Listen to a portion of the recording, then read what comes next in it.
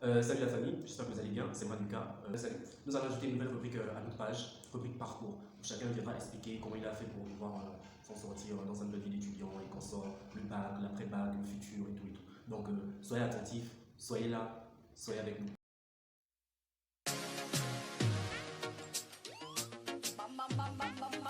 Yeah, yo. N'aie pas peur de jouer. Il faut que tu recommences. Quand t'es déjà cassé, peu importe la durée, faut que t'atteignes les sommets. Quand la misère te prend la tête, mais comme une étoile, tu veux briller dans le ciel. Sans jamais t'enlacer. Faut laisser Dieu te guider. Et du coup, aujourd'hui, nous allons accueillir l'étudiant Gernès, étudiant à ISM en. Il vient de le dire, je reçois Gernès. Salut, la forme, on dit quoi là-bas les éditeurs? Ils vont bien, je suppose qu'ils vont bien en tout cas. Ah, Donc, okay, Gernès est là, il va vous parler un peu de lui déjà. Ok, déjà, comme il a dit, je m'appelle Gernès Souillet. Je suis étudiant en génie logiciel et réseau système à ISM, Institut supérieur de management. Alors, pour aller au plus vif du sujet, comme ça. Comment s'est passé ton après-bac? Bon, franchement, l'après-bac, c'était au-delà de mes espérances, tout simplement parce que pour moi, je me disais que bon, voilà, l'après-bac, ça sera une émancipation totale en fait, tu vois. Genre, je pourrais vraiment vivre comme dit l'expression, genre vivre ma best life, tu vois, normalement. Donc, mais c'était pas vraiment le cas parce que je me suis confronté à certaines réalités qui n'étaient pas les mêmes en fait. Du coup, voilà. Je vis ma best life, mais avec l'école, tu vois. Ah, d'accord. Bon, du coup, ici, en fait, l'émission c'est parcours. On veut vraiment montrer aux gens ce qui se passe vraiment après le bac. Parce qu'on a tendance à croire qu'après le bac, c'est genre, c'est les vacances, c'est tranquille, c'est la belle vie. Ouais, c'est comme ça. Mais que se passe-t-il réellement après l'annonce du bac, après avoir annoncé, Gernès, vous avez eu le bac? Qu'est-ce qui se passe après, juste après ça en fait? C'est que, ok. Juste après ça, bon, ça fait des légers déclics. Si je peux dire comme ça, il y a un déclic. On va dire, toute ta vie maintenant recommence parce que tu vas commencer à te prendre en main. Je vais ouvrir une parenthèse pour des personnes qui feront des systèmes français, genre qui iront genre en université des systèmes français, n'auront quasiment pas de vacances. Parce que moi, j'ai pratiquement pas eu de vacances. On a proclamé le bac le 7 juillet, si je ne me trompe pas, je pense avoir oublié la date. Bref, on a proclamé le bac le 7 juillet. Une semaine après, il a fallu me rendre à Libreville afin de pouvoir récupérer les papiers du bac et tout ça. Voilà. Justement, je voulais en venir. Je voulais vraiment qu'on s'appuie là-dessus parce qu'on sait tous que l'après-bac, ça commence là, ça commence à partir du moment où on prend nos pieds et on se rend à la capitale pour ceux qui sont dans les provinces. Ouais. Et donc, quand on arrive à la capitale, la vraie réalité, c'est de ça dont je veux parler. Cette réalité-là. Ouais, cette réalité-là. Déjà, quitter de Port-Gentil, pour moi, genre, c'était vraiment bizarre. Parce que Libreville, j'allais juste des vacances, vite fait, comme ça, 2 semaines, 3 semaines, je ne sortais pas trop. Il a fallu que moi-même, que j'aille sur le terrain.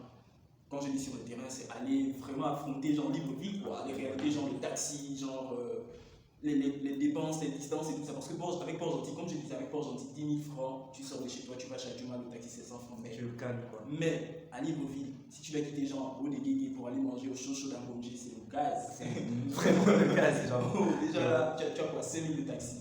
Tu as 5 000 de taxi, aller et retour. Et pour nous là, voilà, pour les personnes qui mangent beaucoup comme moi, quand j'allais au chaud, je mangeais peut-être quoi 4 ou 5. Bon, là, on s'éloigne un peu trop, Ouais. Ok, faire les papiers. Bon, pour faire les papiers là, c'était chaud. Moi, je vous dis, bon, perso, mon passeport était fait, mais il a fallu genre renouveler ça. Mais il faut déjà faire le passeport. Vous là, les papiers, vous avez le temps, faites le passeport. Parce que si vous êtes là, vous attendez genre la proclamation, ça sera chaud parce qu'il y a beaucoup de personnes, ça s'appelle encore comment le truc là le CEDOC, voilà. Il y a beaucoup de personnes au CEDOC qui veulent faire des papiers. Du coup, là-bas, il faudra se réveiller pratiquement, enfin, il faudra arriver au plus tard à 6 heures. Vraiment à 6 heures plus tard. Plus tard, 6h30. Moi, genre, j'étais arrivé là-bas à 5h30. La première fois, j'étais arrivé à peut-être 6h40, comme ça, on n'avait pas reçu. La deuxième fois, j'étais arrivé à 5h30, j'avais été reçu à 17h. Donc, seulement pour renouveler le passeport, tu vois. Donc, c'était super chaud, mon gars. Du coup, il y a vraiment genre une réalité, il n'y a plus papa, il n'y a plus maman. J'étais à Port-Gentil, je me disais, bon voilà, maman va faire ci, maman va faire ça, mais moi, franchement, genre j'étais derrière, donc je faisais tout en fait. C'était assez chaud. C'était assez chaud, c'était dingue. Au niveau administratif, au niveau des papiers, il fallait faire des papiers, il fallait exactement tout faire. Bon, ok, d'accord. Donc, si vous avez fait tous ces papiers et conscience, parce que vous saviez déjà ce que vous vouliez faire en fait. C'est ça. Non, en vrai, je ne savais pas encore ce que je voulais faire. Ah, donc, comment as-tu choisi ta filière en fait? Comment j'ai choisi ma filière? Mais c'est la base, hein, parce que Ouais, beaucoup ne savent ouais. pas ce qu'ils veulent faire en fait. Donc du coup, il faudrait vraiment en parler. Moi, je me suis décidé à 3 semaines avant mon voyage. 3 Parce que- semaines avant mon voyage. C'est Attends, mais tu as eu toute ta vie, tu as eu 14 ans d'études pour pouvoir Je te jure. au lycée et consort pour pouvoir choisir. Et c'est à 3 semaines que tu as choisi. Ouais, je me suis réellement décidé. De base, genre, je me disais, ouais, si je vais faire du management international et tout ça. Après, on m'a dit, non, tu sais, tu dois faire un truc genre qui englobe un peu tout. Après, j'ai connu l'école ISM en février 2019, tu vois. En février 2019, j'ai connu l'école ISM, j'ai essayé de faire un peu le parcours. J'ai parcouru en fait les fiches et tout ça. Mais moi, ça ne m'intéressait pas trop parce que je ne savais pas ce que je voulais faire en fait. Ouais, je vois. Donc vous avez pris un an de réflexion. Plus d'un an, mon gars. Ma mère m'a demandé de savoir si je pouvais choisir. C'est vrai que beaucoup prennent une année sabbatique. Je connais beaucoup de personnes qui prennent une année sabbatique pour réfléchir parce que c'est pas un truc facile en fait. Ouais. Savoir ce qu'on veut réellement. Beaucoup ne prêtent pas attention. Mais en tout cas, on continue. Donc, c'est à 3 semaines, je me suis rendu compte que dans la filière que j'ai choisie, comme j'ai dit tout à l'heure, génie logiciel et réseau système, il y a de l'informatique appliquée, il y a de la gestion et du management. Donc, en gros, un peu de droit aussi. Un peu seulement. Mais on est vraiment axé sur l'informatique appliquée. Sur l'informatique. Voilà. Et donc du coup, les débouchés sont Bon, je peux être un architecte, en gros, ingénieur en informatique. ingénieurs en informatique. Ouais. Voilà, c'est plus précis.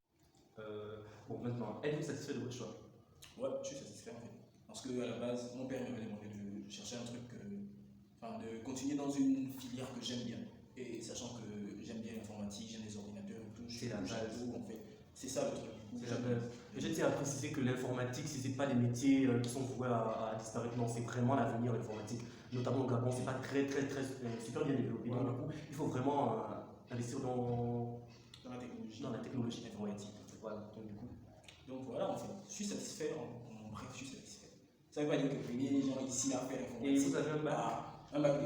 Ah ouais, il a un bac B, vous voyez, un bac littéraire scientifique. Vous voyez que l'informatique n'est pas seulement réservée aux scientifiques. Les littéraires, vous pouvez le faire. Exactement. Si tu veux, tu peux, en fait. C'est un peu ça. Tout est offert comme ça. Exactement. Bon, même pour ceux qui veulent faire comme vous. C'est une question. Un mot. Bah, c'est comme j'ai dit en fait, si tu veux, tu peux. Parce que comme moi je suis arrivé ici, il a bien dit tout à l'heure, j'ai un bac B. Il y a beaucoup de choses, genre, quand je dis beaucoup de choses, ce sont des matières en fait. Que j'ai vu ces matières-là peut-être en troisième, pas peut-être en troisième en fait, j'ai laissé ces matières en troisième. Donc seconde, première, terminale, je n'ai fait que l'économie vraiment. Vous voyez. Du coup, je suis arrivé ici, si je commence à citer là, franchement, on va pas s'en sortir. Du coup, c'est juste le travail. C'est le travail et la détermination. Si tu veux, tu peux. Donc voilà quoi. Faites comme moi, mais ne venez pas me copier. Faites pas comme me copier. Et surtout, faites ce que vous voulez, ce que vous aimez en Ce fait. que vous aimez, C'est ouais. carrément la base. Ne soyez pas influencé par d'autres personnes. Je pense que tu n'as pas été influencé. Non, j'ai pas été. Voilà, tu as choisi vraiment un truc qui te plaisait. Ouais, Voilà, exactement. c'est la base. Si vous le faites, vous allez réussir. Mais non, si vous voulez écouter les conseils de Jarnès, Ah, c'est à votre niveau là. à votre niveau. Au passage, allez-y sur Facebook. Abonnez-vous. Je veux juste un pouce bleu. Vas-y, genre, t'as capté ou pas? C'est ça le nom de ma page. Allez, ciao. Et abonnez-vous au passage, les gars. Emma Lucas. Bon, au prochain numéro. On a fait une autre vidéo. On dit quoi, un truc à la fin? Oh, un truc. Ouais, un truc, c'est mon poteau. Au vrai. Ouais. Oh, Aldric, c'est mon gros frère. Oh, gros. Oh, yo, I go. God damn, I'm a fucker, God. Oh, oui. Tu vois, là, au moment des petits, tu pensais que tu étais le seul à avoir de la famille. On a tous de la famille, on est toujours de la même famille. Peu importe ce qui se passe, on est toujours de la même famille, mon frère. Donc, évidemment, n'oubliez pas de vous abonner, de liker, de partager. Et n'oubliez pas sa page. Ouais, il y a aussi ma page Aldric Bourgeois Live sur Facebook. Yes, so, n'oubliez pas. Vous n'avez rien à faire de toute façon, vous êtes en confinement, vous faites quoi? Vous faites rien. Donc, allez-y, Regarde, likez. on dit que si je ne fais pas, regarde, maintenant on met mon gars qui depuis le chat, vous êtes école. C'est un Regarde, frère de laquelle, faites attention, c'est pas de laquelle. ouais. En tout cas, des cas, c'est bouteille plastique pour vous. Ciao encore, ciao.